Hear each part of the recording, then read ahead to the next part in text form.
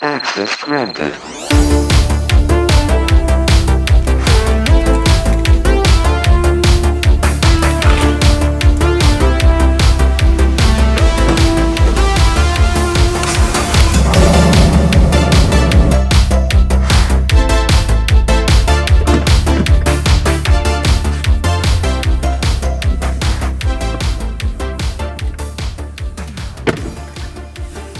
Hey guys, how's it going? My name is Rohit, this is Driver's DNA, and today we're gonna get a little personal. So let's get into it. Alright guys, so today I thought we would get a little personal and talk about my eye condition. So I thought this would be kind of something interesting to maybe, if any of you guys have something like this, or just to kind of, put my experience out there, and mainly because this channel is about cars, how my condition, relates to my driving and things like that. And so I thought I would kind of share that and, just see what you guys think and see if, there's anyone else out there who can benefit from this, or if there's anyone else like me out there. So I thought I would put my experience out there. So let's get into it.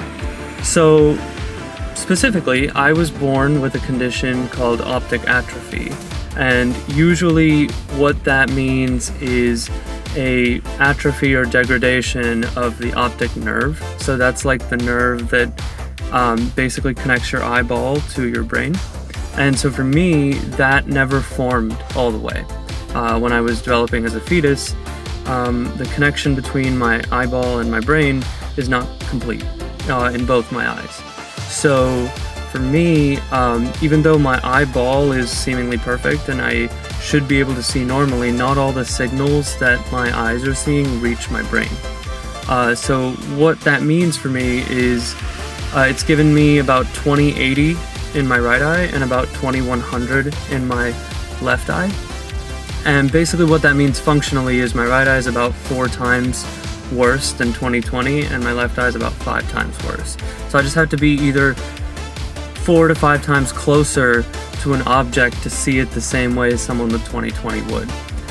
So the interesting thing with me is because my condition is from birth, even though it is supposed to degrade as time goes on, thankfully mine hasn't, because from what my doctor has told me, is because it's a birth condition. It's a little bit different than a trauma-induced condition or something else where, that damage causes the nerve to continue to degrade more. So hopefully it continues to stay stable. I'm 29 now, and thankfully it's stayed very stable for this long. But yeah, so I thought I would kind of talk about my experience with driving and getting a license here in Texas and what that's been like. And so for me, it took me a long time to get a driver's license. So if you guys don't know, there is a longer process for someone with any kind of disability to get a license. And so I have to go through not just a standard road test, but I had to go through something called driving rehabilitation before even getting a license. Is kind of weird, but I had to go to driving rehab first, get certified by them that I'm a safe driver, and then go to the DMV to get tested on a 45-minute road test on neighborhood roads, freeways, and all that. So it was quite the experience. I'm probably the only person you'll ever meet who's had his permit renewed because it expired while in the process of trying to get my license. It was a good few years, but I thought I would show you guys. So I actually need to wear special glasses to drive. And so they have a little, so this is the case they come in. And they have a little telescope on the front here. So it just kind of mounts on, for me, my right eye is my dominant eye, and so it just kind of mounts on the top there. And so when I put these on, I can see underneath the telescope normally the same way that I do through my regular glasses. But when I dip in, I can magnify what I'm seeing by about 2.5 times. So what that means for me is it helps me to see things like road signs, people in the road, construction stuff, just unexpected things in the road, and it just helps me to have that extra, layer of assuredness, right?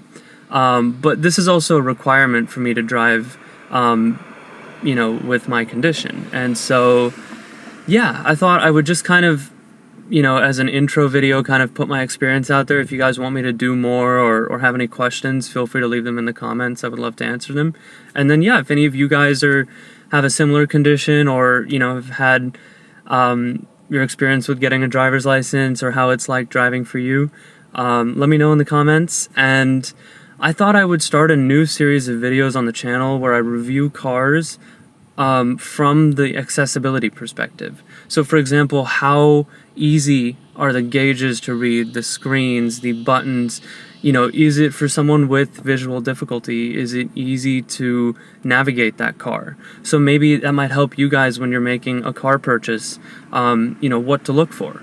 What kind of features exist to help you with, for example, like your driver assistance features come in handy for me a lot. And I like having things like that to kind of assist me. And so, I wanted to review cars from that perspective as well. So let me know if you guys want to see things like that.